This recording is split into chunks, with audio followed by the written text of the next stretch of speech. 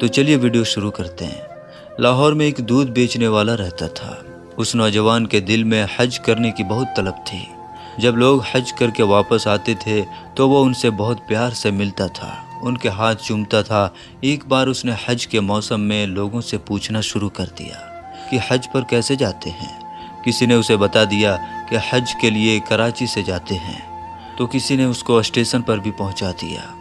اب وہ اسٹیشن پر لوگوں سے پوچھنے لگا، مجھے کراچی جانا ہے، کراچی کیسے جائیں؟ وہ کئی دنوں تک لاہور کے اسٹیشن پر پھرتا رہا۔ ایک بار ٹرین کے ٹی سی نے سوچا کہ یہ بیچارہ کئی دنوں سے یہاں پر گھوم رہا ہے۔ چنانچہ ٹرین کے ٹی سی نے دودھ والے سے کہا، تم میرے ساتھ ٹرین میں بیٹھ جاؤ، میں تمہیں کراچی لے جاتا ہوں۔ اور پھر وہ کراچی پہنچ گیا۔ کراچی ریلوے اسٹیشن پر پہنچ کر اس نے لوگوں سے پوچھنا شروع کر دیا، مجھے حج پر جانا ہے، حج پر کہاں سے جاتے ہیں؟ کسی نے اسے حاجی کیمپ پر جانے کا راستہ بتا دیا، تو وہ حاجی کیمپ پر چلا گیا۔ وہاں پر بہت سے لوگ حج پر جا رہے تھے، لیکن اس بیچارے کے پاس نہ ٹکٹ تھا، نہ پاسپورٹ تھا، اور نہ ہی پیسے تھے، مگر اس کے دل میں حج کرنے کا جذبہ تھا۔ ایک دن اس کے دل میں یہ خیال آیا کہ جو حاجیوں کا سامان جہاز پر لے جانے والے کولی ہوتے ہیں، انہیں جہاز کے اندر جانے کی اجازت ہے۔ چنانچہ اس نے ایک کولی سے دوستی کر لی اور کولی کی وردی پہن کر حاجیوں کا سامان جہاز میں رکھنے لگا۔ وہ دودھ والا سامان رکھنے کے بہانے جہاز پر آتا جاتا رہا۔ جب سارا سامان ختم ہو گیا تو وہ جہاز کے اندر کسی کونے میں چھپ کر بیٹھ گیا اور اپنے کپڑے پہن کر کولی کی وردی واپس بھجوا دی۔ لوگ اپنے اپنے کمروں میں بستر پر سوتے رہے اور وہ بیچارہ باہر بیٹھ کر وقت گزارنے لگا۔ اور اس نے جہاز پر ایک بندے سے کہا کہ بھائی صاحب جب جدہ آ جائے تو مجھے بتا دینا۔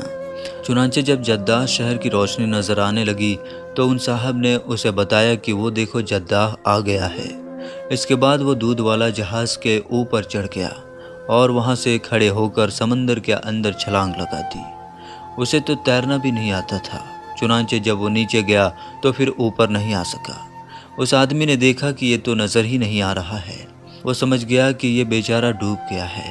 اس نے سوچا کہ اللہ کو یہی منظور ہوگا۔ اس کے بعد جب اس آدمی نے حج کیا اور طواف زیارت کے بعد حرم شریف سے باہر نکل رہا تھا تو وہ دیکھا کہ وہ دودھ والا بھی حرم شریف کے باہر نکل رہا ہے۔ اس آدمی نے فوراً دودھ والے سے پوچھا، بھائی صاحب آپ تو وہی ہو نا جنہوں نے سمندر میں چھلانگ لگائی تھی؟ تو وہ دودھ والا کہنے لگا، ہاں میں وہی ہوں۔ اس نے دودھ والے سے پوچھا، تمہارے ساتھ کیا ہوا؟ دودھ والے نے کہا کہ میرے ساتھ کیا ہوا ہے یہ میں تمہیں آگے جا کر بتاؤں گا۔ چنانچہ وہ آدمی اس کے ساتھ چل دیا۔ جب وہ باہر نکلا تو دیکھا ایک بالکل نئی کار کھڑی ہوئی ہے۔ ڈرائیور انتظار کر رہا ہے۔ دودھ والا کار کے اندر بیٹھ گیا اور اس آدمی کو بھی بٹھا لیا اور ایک مکان کی طرف چل دیا۔ مکان میں جا کر اس نے اسے ایک جگہ پر بٹھا دیا اور کہا کہ مہمان کے لیے کھانے پینے کی چیزیں لائی جائیں۔ چنانچہ ایک خادم کچھ پھل لے کر آیا تو اس آدمی نے حیران ہو کر پوچھا کہ بھائی مجھے بتاؤ آخر یہ کیا کہانی ہے؟ تو دودھ والا کہنے لگا، میں تمہیں قصہ بعد میں بتاؤں گا، پہلے میری کار دیکھو، یہ میری ہی کار ہے اور میرا ہی مکان ہے۔ اس نے پوچھا، یہ سب تمہیں کیسے مل گیا؟ دودھ والے نے کہا، یہ تو ایک راز کی بات ہے، لیکن کیونکہ تم میرے بارے میں جانتے ہو اس لیے میں تمہیں بتا دیتا ہوں۔ پھر دودھ والا کہنے لگا، میرے دل میں اللہ کا گھر دیکھنے کا بہت شوق تھا اور اسی کا مجھے یہ صلہ ملا ہے۔ جب میں جدہ پہنچا تو میں نے کہا کہ اے اللہ، میں اپنے آپ کو تیرے حوالے کرتا ہوں۔ یہ کہہ کر میں نے سمندر میں اپنی چھلانگ لگا دی۔ مجھے تو تیرنا بھی نہیں آتا تھا، بس ایسے ہی ہاتھ پاؤں مارتا رہا اور اس کا نتیجہ یہ نکلا کہ لہریں خود ہی مجھے دھکیل کر کنارے کی طرف لے جاتی رہی۔ میرے اندر پانی چلا گیا تھا اور میرے ہوش اڑ گئے۔ میں کنارے پر پڑا تھا اور جب مجھے ہوش آیا تو صبح تہجد کا وقت تھا۔ میں نے ادھر ادھر دیکھا تو باہر جانے کے سارے راستے بند تھے۔ چاروں طرف لوہے کے گرل لگے ہوئے تھے۔ آگے کا دروازہ بند تھا۔ میں اسی گرل کے پاس بیٹھ گیا۔ میں نے دیکھا اس گرل کے دوسری طرف ایک گھر ہے اور اس گھر کے صحن میں ایک گائے بندھی ہوئی ہے اور دو آدمی اس گائے کا دودھ نکالنے کے لیے آئے ہیں، مگر گائے ان سے مانوس نہیں تھی، جس کی وجہ سے وہ گائے ان لوگوں کے قابو میں نہیں آ رہی تھی اور وہ لوگ دودھ نہیں نکال پا رہے تھے۔ لیکن میرا تو کام ہی یہی تھا۔ جب میں نے یہ منظر دیکھا تو میں نے آواز دے کر ان کو اپنی طرف متوجہ کیا اور اشارے سے کہا، اس کا دودھ میں نکال دیتا ہوں۔ وہ لوگ تو عربی بولتے اور سمجھتے تھے، اس لیے میں نے ان کو اشارے میں ہی بتا دیا کہ میں اس گائے کا دودھ نکال سکتا ہوں۔ اللہ کی شان دیکھیے، جہاں میں بند تھا وہ ایریا سامنے کوٹھی میں رہنے والے سیٹھ کے انڈر میں تھا۔ اس کا ایک بیٹا تھا۔ ڈاکٹر نے اسے ہدایت کی ہوئی تھی کہ اپنے بیٹے کو گائے کا دودھ پلایا کرو۔ اس نے اسپیشل اپنے بیٹے کے لیے وہ گائے خریدی ہوئی تھی۔ گائے کے اندر دودھ تو ہوتا تھا مگر وہ نکالنے نہیں دیتی تھی، جس کی وجہ سے وہ سیٹھ اور اس کی بیوی بڑی پریشان ہوتی تھی۔ اب جب میں نے ان سے کہا کہ میں گائے کا دودھ نکال دیتا ہوں تو انہوں نے سیٹھ سے کہا کہ اندر مسافروں میں سے ایک آدمی کہتا ہے کہ میں تمہیں دودھ نکال کر دیتا ہوں۔ سیٹھ نے کہا یہ چابی لے جاؤ اور جا کر اسے لے آؤ۔ وہ گیٹ کا تالا کھول کر میرے پاس آ کے مجھے سیٹھ کے پاس لے گئے۔ جب میں نے گائے پر پیار سے اپنا ہاتھ پھیرا اور اس سے اپنے انداز میں بات کی تو گائے مان گئی اور میں نے نیچے بیٹھ کر انہیں 8 سے 10 لیٹر دودھ نکال کر دے دیا۔ سیٹھ کی بیوی نے دیکھا تو بہت خوش ہو گئی اور کہنے لگی آج تو میرا بیٹا سارا دن دودھ پیے گا۔ پھر وہ کہنے لگی اس دودھ والے کو جانے نہیں دینا۔ جب میری سیٹھ سے ملاقات ہوئی تو اس نے پوچھا آپ کون ہیں، کہاں سے آئے ہیں؟ میں نے کہا میں پاکستان سے حج کرنے کے لیے آیا ہوں۔ تو وہ کہنے لگے ہم تمہیں واپس نہیں جانے دیں گے، تم اچھا دودھ نکالتے ہو۔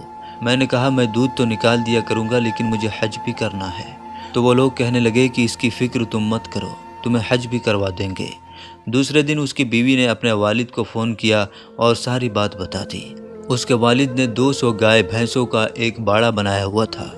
چنانچہ جب اس نے یہ بات سنی تو وہ بہت خوش ہو گیا اور کہنے لگا ہمیں تو ایسے ہی بندوں کی ضرورت ہے جو اس کام میں پرفیکٹ ہوں۔ بعد میں انہوں نے سیٹھ کو فون کیا اور کہا اسے ہمارے پاس بھیج دو۔ چنانچہ سیٹھ نے مجھے اپنی گاڑی میں بٹھایا اور اپنے سسر صاحب کے گھر چھوڑ آیا۔ اس کے سسر نے مجھ سے کہا میں تمہیں یہاں رکھتا ہوں، تمہارے ذمے میں یہ کام ہے، تم صبح شام میری گائے بھینسوں کا دودھ نکال دیا کرو۔ جب دودھ نکالنے کا وقت آیا تو میں نے 20 سے 25 گایوں کا دودھ منٹوں میں ہی نکال دیا۔ وہ لوگ بہت زیادہ حیران ہوئے اور سوچنے لگے اتنا بھی دودھ نکل سکتا ہے، آج تک تو اتنا دودھ نہیں نکلا ہے۔ وہ لوگ کہنے لگے کہ تم یہیں رہو، ہم تمہیں جانے نہیں دیں گے، ہم تمہیں حج بھی کروا دیں گے۔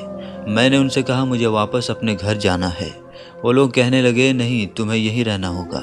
میں نے کہا میرے بیوی بچے تو وہاں ہیں۔ انہوں نے کہا کہ اس کی تم فکر مت کرو، میں نے ایک نیا گھر بنایا ہے، یہ گھر میں تمہیں دیتا ہوں، اور یہ میری گاڑی بھی ہے، یہ گاڑی میں نے نئی لی ہے، یہ گاڑی میں تمہیں تحفے میں دیتا ہوں۔ اب تم اپنے بیوی بچوں کا نام اور ان کا ایڈریس مجھے بتا دو، میں انہیں پیغام بھیجوا دیتا ہوں اور آنے والے جہاز میں تمہارے بیوی بچے یہاں پہنچ جائیں گے، اور اس کے ساتھ ایک اور حج کر لینا، بلکہ اب تو ہر سال حج کرتے رہنا۔ اب 1 ہفتے بعد میری بیوی بچے میرے پاس پہنچ جائیں گے۔ میں نے حج بھی کر لیا ہے۔ یہ اللہ کے گھر کو دیکھنے کی برکت ہے، اللہ نے مجھے دنیا کی نعمتیں بھی عطا کر دیں۔ اب میں یہیں رہوں گا، ہر سال بیت اللہ شریف کی زیارت کروں گا۔ سبحان اللہ سبحان